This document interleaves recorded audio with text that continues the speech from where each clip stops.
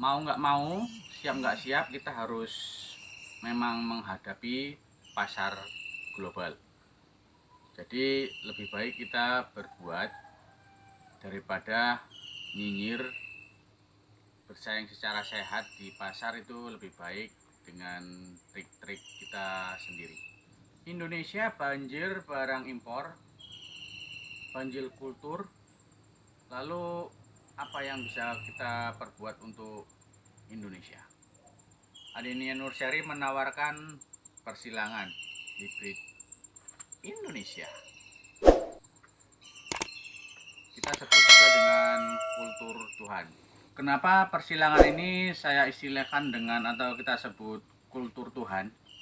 Karena dari persilangan ini kita nggak akan tahu hasilnya seperti apa. Dari satu tongkol ini 1000 biji yang ada akan jadi 1000 ID. Itu hanya kuasa Tuhan. Jadi saya sebut itu dengan istilah kultur Tuhan. Jadi sekarang banyak kultur jaringan yang masuk ke Indonesia. Kita imbangi dengan kultur Tuhan untuk sama-sama mengisi pasar dan bersaing secara sehat di Indonesia. Yang penting happy. Halo, jumpa lagi di Seni Flora. Kali ini kita di kandang Adenia Nursyari. Assalamualaikum. Waalaikumsalam. Lagi ngopo, Mas? Lagi ngecek pohon ini. Kayaknya ada yang panen. Lagi panen biji. Ini ada beberapa biji yang sudah panen ini. Di sana pun ada itu. Kelihatannya sibuk iki, Mas. Boleh nggak ini nanya-nanya masalah perkeladian? Mau nanya yang gimana ini? Karena banyak masa sekarang keladi. Mau nanya pasarnya ini, Mas. Dan ributnya ini di pasar gimana? Kalau pasar gonjang-ganjingnya sekarang ya, nggak perlu ada yang dipusingkan karena perkembangan dan pasar itu kan dinamis, selalu berubah-ubah. Dibuat santai-santai aja lah kalau gitu. Lalu untuk kedepannya menurut Masnya gimana kira-kira? Kan kita juga pengen mengerti. Flashback ke sejarah perjalanan saya sih. Yuk kita dengari Awal dulu sejarahnya Mas Adenia. keladi kan belum terlalu booming ya, belum terlalu wow gitu. 3 tahun yang lalu saya baru merintis pegang kaladium dari yang lokal-lokal, dari Infinity, Wharton, Gingerland. Nah itu saya mencoba belajar menyilangkan dan ada beberapa beli dari master-master lah di Jawa gitu, beli yang bersayap gitu, itu untuk indukan saya. Itu masa itu saya beli ya lumayan mahal sih, bahkan di sini diminta kita jual 20.000 pun orang nggak mau gitu. Tapi saya beli karena ingin belajar untuk menghasilkan hibrid gitu kan. Nah setelah itu dari situlah baru kita mulai belajar mencoba gitu. Dan alhamdulillah seiringnya waktu perkembangan keladi semakin muncak naik gitu kan. Jadi memang saya ngerasakan fenomena yang sejarahnya kemarin dulu waktu udah rame, terjadilah para importir gitu ya, importir masuk dan menawarkan barang yang bagus-bagus lah. Saya pun ada beli itu. Mereka juga ada yang mengkultur ya, itu blok-blok mereka juga sih importir, kemudian buat PO kultur. Jadi kemarin itu saya bertanya pada beliau gitu kan, Bapak ngultur itu pakai DP, pakai 20-an juta, berapa bulan Bapak tunggu? 3 bulan, 4 bulan. Lalu dia cerita tentang kultur seperti ini, tapi kan belum ada barangnya. Jadi saya menawarkan ke dia itu, saya punya produk, apakah Bapak bersedia dan mau kan begitu. Jadi dari situlah kita mulai. Pasar dinamis terus berjalan. Kita nggak usah dipungkiri, semua itu momen pasti akan berlalu. Jadi kalau kita nggak bergerak cepat, ya kita ketinggalan dan nggak kedapatan apa-apa. Karena kita tahu perkembangan keladi ini sangat cepat gitu. Dari bisa dicacah, bisa dari anak seperti anaknya bisa. Ini sekarang dikultur lagi dihibridkan lagi dari penyilangan itu kan gitu. Jadi saya tawarkan barang hibrid saya bilang begini, Bapak di sana kultur jaringan dengan PO 20-an juta nunggu sampai 4 bulan. Saya tawarkan Bapak beli di saya pun ngultur, saya bilang begitu. Saya pun ngultur. Gimana Pak? Nah, gitu jawabannya. Saya ngultur, tapi kultur saya kultur Tuhan. Nah gitu. Jadi ini antara Wow, kultur jaringan dengan asik ini. kultur Tuhan. Nah gitu. Maksud kultur Tuhan di saya ini ya saya nyilangkan. Jadi saya jelaskan Bapak PO 4 bulan lamanya apa sudah bisa dijual kalau sampai? Dia kata belum, masih umbi-umbi mikro begitu katanya. Jadi Bapak kapan bisa menghasilkan dan menjual itu? Sedangkan musim itu terus berjalan dan berlalu. Bapak menunggu itu dengan modal yang besar. Akhirnya nanti momen berlalu begitu saja. Dia menyambut iya juga seperti yang begitu. Jadi dengan kultur saya Pak, saya barang sudah ready ribuan pohon. Saya siapkan kultur Tuhan saya. Ini hasilnya. Kalau kultur jaringan 1000 pohon 1 ID, di saya 1000 pohon 1000 ID. Nah, dia tertarik di situ dan kita kerjasama lah seperti itu untuk mengembangkan ini. Nah, misi saya kan menghibridkan Indonesia. Jadi saya perlu seller-seller, saya perlu untuk menyebarkan hibrid-hibrid saya semua. Jadi maksud dari kultur Tuhan itu seperti apa rupanya Mas? Dan sampelnya itu seperti apa? Kan pengen tahu juga biar Kita jelas teman-teman. udah mengultur. Nah, ini yang saya maksud kultur Tuhan ini ya seperti ini. Yang dekat lah ini. Ini kultur Tuhan. Ini persilangan. Hasilnya nanti jadi new hybrid. Kalau 1000 biji di sini jadi 1000 ID lah di sini.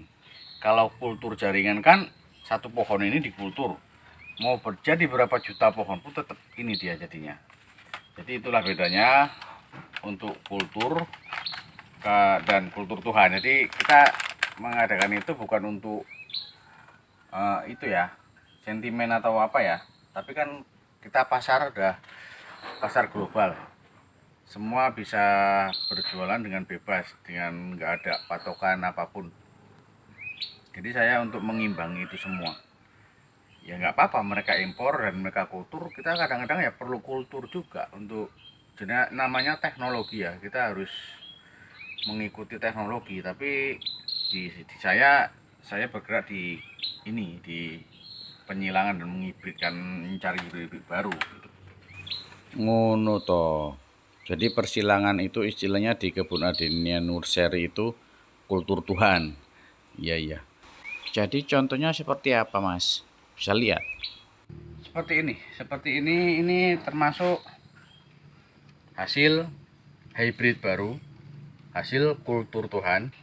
Ini pun seperti itu. Jadi beragam kita menghasilkan dari sebuah tongkol biji seperti tadi.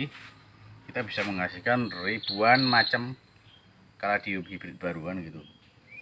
Untuk yang lebih banyak di sana ada, kita memang untuk di pasar lah. Yuk teman-teman, kita ikuti. Kita lihat persilangan dan kultur Tuhan. Seperti ini hasil dari kultur Tuhan. Inilah hibrid-hibrid saya. Ini yang kita pasarkan. Jadi sekarang mau dikontrol seperti apa, karena kan kita tujuannya menghibridkan Indonesia. Jadi pembeli saya pun sudah bisa menyilangkan, sudah bisa mencacah, sudah bisa menyeplit pohon gitu. Jadi kok cerita pasar harus gimana itu kita nggak bisa seidealis dulu dan mahal dulu. Kalau dulu satu pot seperti ini harga bisa 500, 1 juta, dan 5 juta gitu kan. Sekarang bersaing, itulah pasar global, kita harus sanggup menghadapi itu gitu. Jadi kalau untuk dibilang yang jual teman-teman yang jual murah, jual obral gitu, dibilang dajal, dibilang sengkuni, itu kan miris gitu ya. Itu perkataan seorang yang nggak bisa nggak, bukan pejuang tangguh. Karena kita pasar global, mereka dengan impornya, dengan barang yang bagus, dengan murah bisa jualan. Kita pun kalau nggak mau mengikuti itu, gimana kita harus bisa dan membentuk pasar di Indonesia gitu. Karena ekonomi di Indonesia ini kan menengah ke bawah. Kalau kita harganya sampai 5 juta ini oke, idealisnya seperti itu dulu kan. Dan yang breeder-breeder terdahulu, senior-senior itu dengan harga yang seperti itu mempertahankan itu. Bertahan itu bagus, tapi apakah pasar bisa terbentuk dari itu? Jadi menurut Masnya cara membentuk pasar itu gimana? Teman-teman kan juga pengen ngerti nih. Cara saya ya, saya menghadapi dan untuk menghiburkan Indonesia, itu salah satu cara saya untuk membentuk pasar di Indonesia. Indonesia ini egois, pecinta, katanya pecinta keladi. Nah itu jadi pemikirannya namanya pecinta itu picik, dia ingin memiliki sendiri. Pedagang, oh, di zaman pedagang itu udah seperti zaman feodal, dia ingin monopoli gitu kan. Jadi saya nggak ngambil istilah itu, saya jadi ngambil yang bagusnya penggemar gitu kan, penggemar kaladium gitu. Dari situ saya sudah menyilang mengultur Tuhan tadi. Saya jual biji, saya jual baby yang ukurannya mungkin kecil segini-segini, paketan lah itu. Kalau segini kan kita belum tahu warnanya menjadi apa, kita belum jelas itu. Terus ya jual yang gede-gede juga, semua dari segi apapun kita jual yang terjangkau untuk pasar kalangan menengah ke bawah. Karena yang kita sasar untuk membuat pasar itu kalangan menengah ke bawah. Karena dari keyakinan dan kacamata saya, ketika seseorang itu menginginkan barang yang indah, bagus, cantik, tapi kan harganya wow, sampai 3 juta, 5 juta, segini ini bisa sampai 5 jutaan gitu kan, kemarin dulu. Mereka nggak akan mampu dan nggak akan membeli itu. Dan ketika itu berlalu, musim berlalu, sampai titik itu dia tidak mampu membeli dan memiliki, maka kemungkinan akan pupus dan jenuh. Dan sampai itu dia nggak akan membeli lagi. Jadi kita tawarkan untuk yang murah. Murah itu seperti apa ya? 50-50 lah, nasib-nasib gitu. Kalau kita jual biji kan kita nggak ngerti hasilnya apa gitu. Jadi kita jual biji waktu itu per 100 biji kita hargai 350.000. Itu persen tumbuhnya jadinya seperti apa saya nggak punya jaminan, tapi saya tawarkan itu. Dan ternyata disambut. Baby pun yang seperti gini-gini saya paketkan dulu 6 pohon 400, 300 gitu. Itu kan belum jelas warnanya, banyak warna hijau. Yang saya bilang kepada teman tadi, Bapak kultur jaringan, saya kultur Tuhan, jadi PES itu untuk mengimbangi pasar, saya untuk mengimbangi pasar. Jadi kita kan bersaing dengan secara fair-fair aja lah kan gitu. Mereka dengan kultur jaringannya, saya dengan kultur Tuhannya. Jadi dari situ saya menghibur terus. Jadi pasar sekarang sudah terbentuk. Efek dari itu sekarang harga anjlok, katanya nggak ada harga, banding-bandingan harga. Kalau menurut saya kan itu hanya momen yang ya ada, kadang roda di atas, kadang roda di bawah. Jadi momen itu sudah akan berlalu ini. Jadi yang dulu itu yang menunggu PO sampai kultur jaringan itu sampai 4-5 bulan dan sampai belum bisa dijual, harus dibesarkan lagi baru bisa dijual 2-3 bulan ke depan. Kan sayang sekali nggak menikmati momen itu gitu kan. Tapi Tapi kebetulan teman tadi kita tawarkan, mereka dia mau, dan dia sudah memasarkan hibrid-hibrid saya gitu. Alhamdulillah kita bisa dikatakan berhasil untuk menghibridkan Indonesia. Jadi inilah hasil dari kultur Tuhan atau hasil dari persilangan gitu. Jadi 1000 biji 1000 ID. Jadi untuk masalah pasar dan sengkuni dajal yang ribut baru-baru ini atau pasar yang gonjang-ganjing di Perkaladiuman, tenang saja, itu semua harus dihadapi karena momen ini akan segera berlalu dan ini mengalami di fase-fase seleksi alam sih. Kalau memang penggemar, dia akan tetap menggemari itu.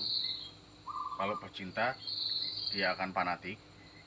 Kalau pedagang, dia akan memonopoli gitu kan.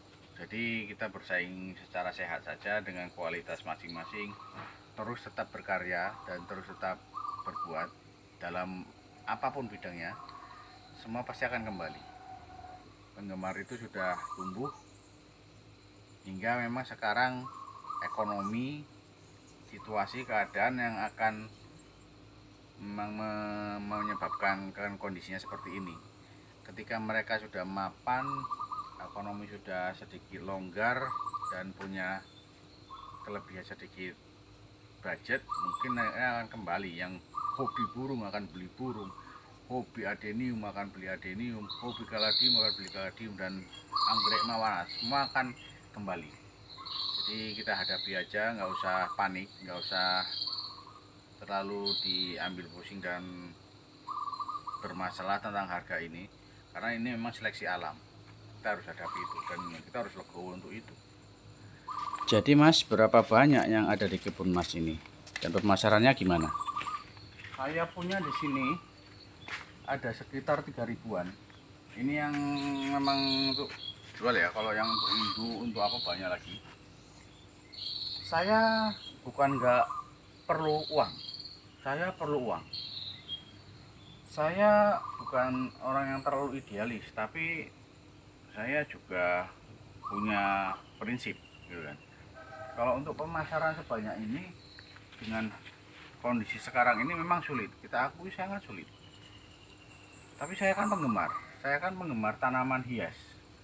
Saya pegang sekarang bonsai, saya pegang adenium, saya kaladium ini terakhir ini yang memang booming tahun-tahun ini kan. Sebelum ini saya pegang adenium. Jadi untuk pemasaran ini saya nggak terlalu khawatirkan seperti apa harus laku, harus habis, enggak.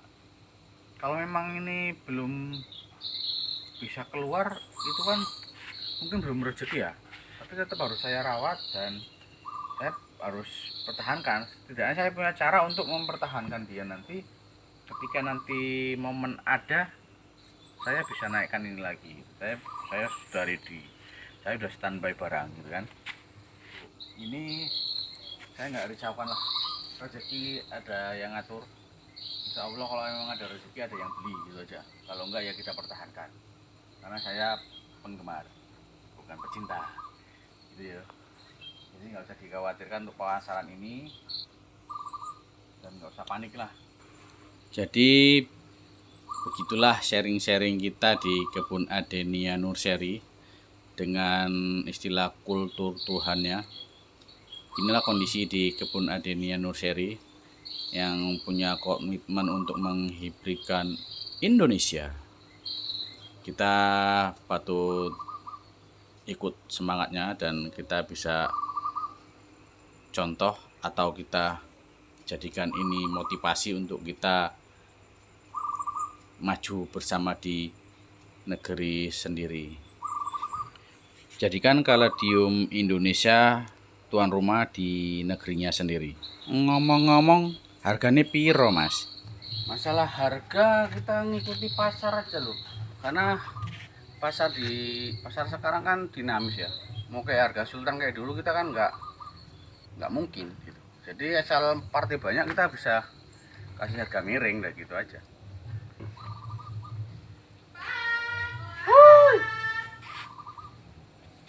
Kebetulan ada tamu nih, ada tamu. Yo. Kira nggak ada orangnya. Siapa nih? Kabarnya sehat. Ini owner. Owner Ini dari pembeli kita. dari Kisaran ya, dari Kisaran Sumatera Utara. Udah perlu apa ini? Kita. Ini kita mau lihat-lihat kaladium Om, dengar-dengar kalinya bagus-bagus. Jadi kita penasaran dari Kisaran muncul kemari. Dengeran. Dengar ya. Belum tahu dia. Rupanya ternyata wah sekali, tempatnya luar biasa top. Rencana kita mau ngambil 1000 pohon guys, 1000 pot. Wow. Kita bawa ke Kisaran 1000 pot. Semangat. Kalau rezeki walaupun Ya. ya, Walaupun katanya keladi meletreh, kalau rezeki itu nggak akan kemana. Intinya yakin dan tetap semangat ya guys. Mau ngambil berapa pokok ini kak? Kira-kira kita ngambil 1000 pokok.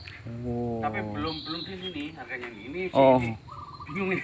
Kalau masalah harga nanti kita bicarakan lewat jalur mesra. Jalur mesra. Belum. Aku kan minta 80 satu potnya. Jadi piye? Jangan sampai 80. Belum deal dari turun-turunan kayak mana nih, Pak? Turun-turunkan aja. Enggak didilkan dulu. Kalau boleh tahu budget berapa juta belanjanya kak? Target kita belanja hari ini 50 juta. 50 juta berarti nggak sampai 80 nih, udah pening nih, An. Ya, 80 juta. 80 juta, 40 juta. Target 40 juta. Mana bisa nggak sampai situ. Ya kita sampaikan berapa yang dapat.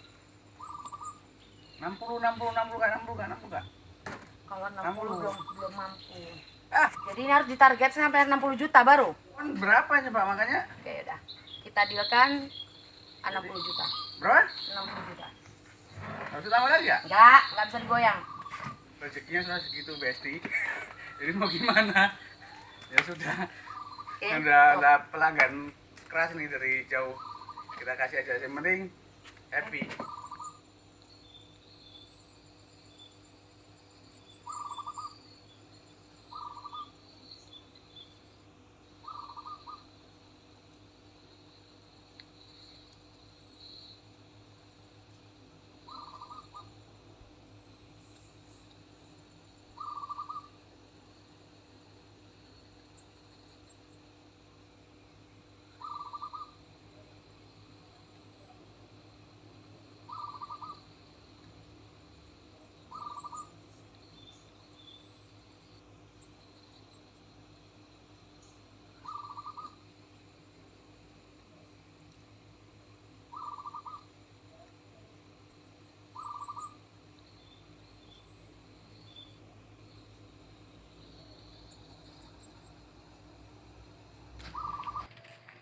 Tinggal dikit lagi penuh.